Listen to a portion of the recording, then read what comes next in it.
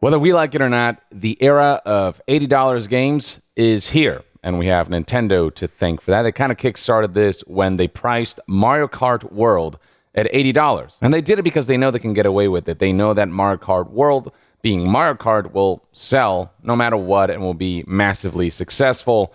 And once companies see that you can get away with pricing games at $80, it'll just become the new norm. In fact, it was only recently that Microsoft followed suit. They not only increased prices for their consoles and accessories because of tariffs, but also they decided to adjust the price of their first-party games to $80 starting this holiday season. There are rumors that Grand Theft Auto 6 will be priced at least $80, with some analysts saying that they could price it at $100. And then recently, EA talked about how they currently don't want to change the price point of their games. They want to stick to $70. But that's only for now. Here's a quote from EA from a recent financial briefing when asked about the potential of increasing the price of their games. At the end of the day, whether we're doing something that costs $1 or we're doing something that costs $10 or we're doing something that costs $100, our objective is always to deliver incredible quality and exponential value for our player base. And what we have discovered over the course of time is when we can marry quality and value together, our business is strong, resilient, and continues to grow. From a guidance perspective, we have reflected no changes in our current pricing strategy at this point. At this point being the operative phrase, meaning for now. As $80 games become more and more standard, EA will follow suit to extract a little more out of customers, and that's on top of all the microtransactions and loot boxes and whatnot that they already implement into their games. It's funny that they talk about how they're all about value, except would you say that the gambling that you have to engage in to play FIFA or EA Sports FC as it's known now, would you call that a fair value when you consider that to be able to play the game at a competitive level, you have to spend hundreds to thousands of dollars? Many would argue, hell no. And it's also worth noting that EA talks about the possibility of pricing things at $100 if they themselves deem that the value is there for that price point. So yeah, this is not a commitment that you should trust for the long term. EA is going to buckle like every other major AAA publisher seeking to extract the most money out of customers, regardless of whether the value is there or not. So yeah, gaming just got a decent amount more expensive across the board. But on the flip side of things, I want to present and posit what's going on with the opposite trend of games getting cheaper, but the quality getting higher. I'm referring to this new trend of $50 games becoming a norm when it comes to releases, ones that have something that approaches a AA budget that is, very reasonable in scope and scale, but with AAA quality, with AAA ambitions. And it is a trend that is proving to be very successful for developers who kind of go this route. And one of the main examples that we saw recently was none other than Clair Obscur Expedition 33. You can scroll down here and see that the game is priced at $50, and it looks like a game that should be priced at $70. And this game is no slouch when it comes to its playtime. It is a pretty extensive game with the main story, if you just beeline the campaign, coming in at 27 hours. If you do a combination of main quests and side quests at a decent pace, you're looking at 35 to 40 hours, and for completionists, that's over 60 hours total. So it is a good package of a game, too, that they could have gotten away with pricing at $70, but they decided not to do so.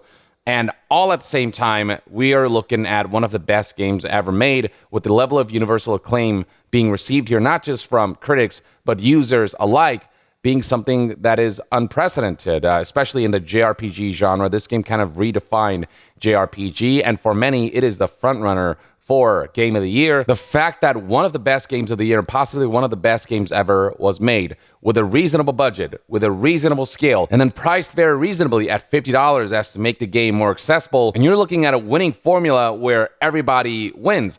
And on top of that, the sales of this game have been incredible, as announced here by Kepler Interactive, the publisher of Clair Obscur Expedition 33. This is a game that in 12 days sold 2 million copies.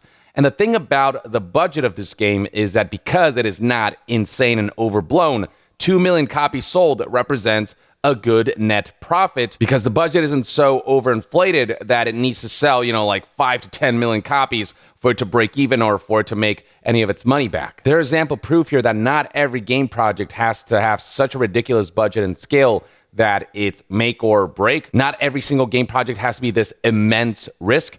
With Clair Obscur, the risks, while they were still there, they were nowhere near what a lot of, high AAA budget games are. And all the while, despite being a smaller budget game made by a smaller team compared to, the big AAA publishers' releases, somehow Clair Obscur looks better, plays better. It's a better product than a lot of those massively overblown budget AAA games. Like, it actually looks like it's at that caliber, if not better, but made at significantly less cost and being sold at significantly cheaper price points. They can make their money back easier. They don't have to sell as much, but even then, you've got the quality that allows a game like this, that is a new IP from a brand new studio, to achieve incredibly rapid sales that leads to just better profit margins. It's good for business. It's good for developers to be able to ship games on time and within an environment that is reasonable. And the end result is also just quality that consumers can enjoy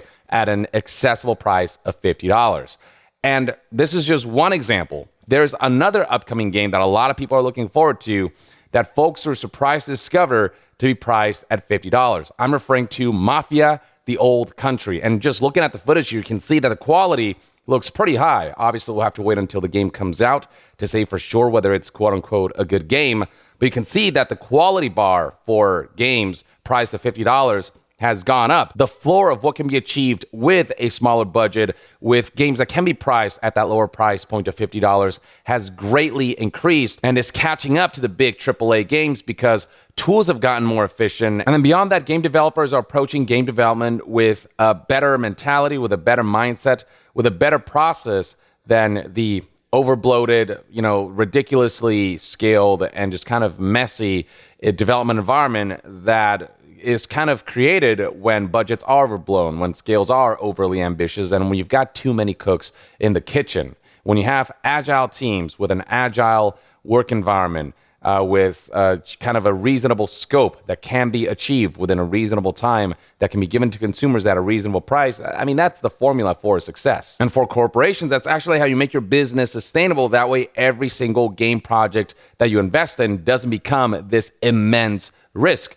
And the fact that we're seeing those $50 games achieve the level of success that they have, the level of hype that they have with Mafia The Old Country, and then Clair Obscur being, Game of the Year frontrunner and selling incredibly well, all of that bodes incredibly well. And then one more release worth highlighting that was also $50 that kind of surprised everyone was The Elder Scrolls IV Oblivion Remastered. And this is coming from one of those major AAA developers, namely Bethesda, who are now owned by Microsoft. You can see right here that this game is, in fact, $50. And given the level of touch-ups that they did to Oblivion for this remaster, which, some would argue could be seen as a remake because of how much graphics were overhauled and how many additions were added to gameplay, this being priced at $50 is just something nobody was expecting, because they also could have gotten away with pricing this at $60, even $70, I think, and there wouldn't have been a whole lot of noise, because the amount of overhauling that was done to graphics and elements of gameplay was substantial enough where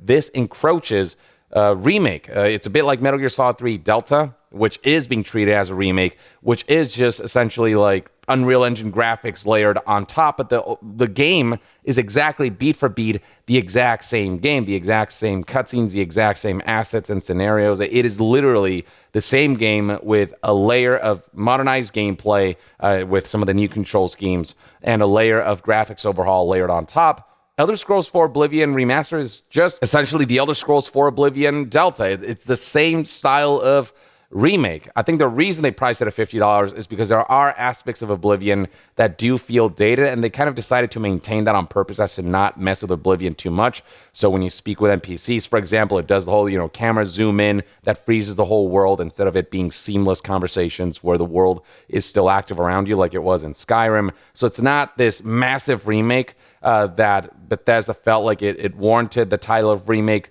but it might as well be in many respects. So seeing this at $50 and garnering the level of positivity that it has surrounding it, and how many copies it sold, how well it's performed based on, like Steam charts and the like, all of it highlights an environment where $50 games, it feels like a counterbalance to those $80 games. It feels like there's hope in seeing games actually go down in price and still achieve a level of quality that can garner you, kind of being the front runner for Game of the Year, selling really well over the course of a very short amount of time with a smaller team, with a smaller budget, with a more reasonable scale, and still be incredibly successful, not just critically, but also commercially. As a business, this is a route you can take and thrive in it.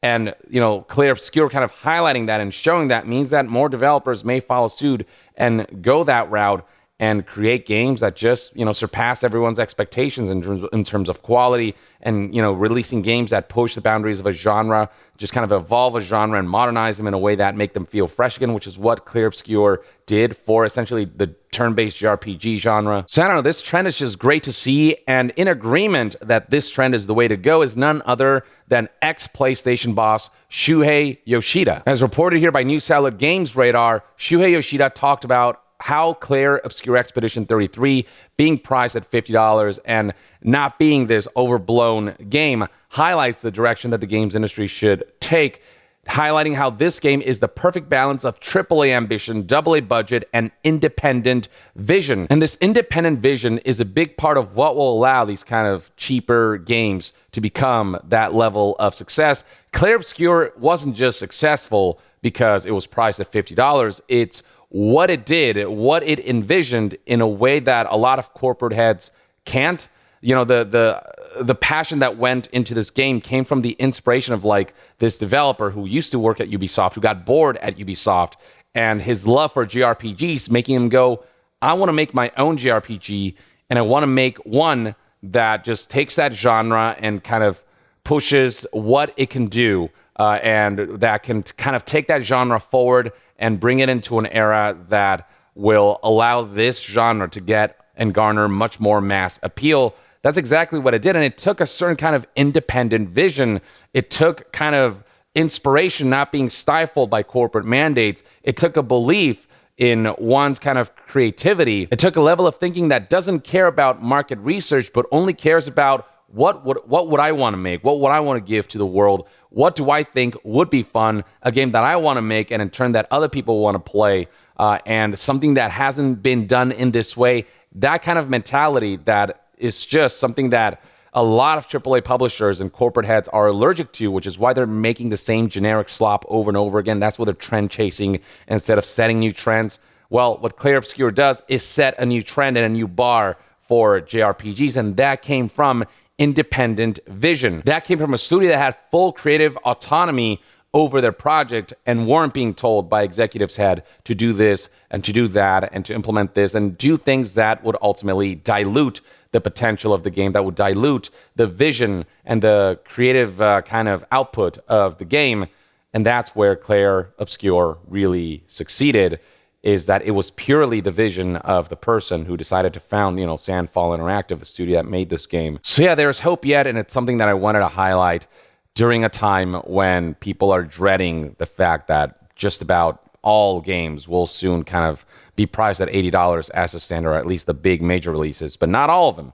There are some developers bucking the trend, and that will hopefully be something that will be a call for other developers to buck trends in this similar manner and pave the road to not just something that makes gaming and outputs of game development better, but also just makes for a better business strategy, a better long-term sustainable business period. It's just a method where everyone wins. Or at the very least, that's one man's take. Let me know in the comments below what your thoughts and opinions are on the kind of rise of $50 games and the fact that we're seeing them becoming a little more common, and how we're seeing those kinds of games thrive in ways that AAA games wish they could thrive in many areas and in many respects, since a lot of AAA projects do fail, and when those fail, because of how big those budgets were and how big the scales of those were and how long development took, when those fail, they fail epically. And so this is a route that I think the games industry should take, as Shuhei Yoshida suggested. But that's my take. Share your thoughts in the comments below. And to be further updated on all things gaming news, reviews, and discussions, stay tuned right here on Young Yeah. I'll see you guys next time. Young out.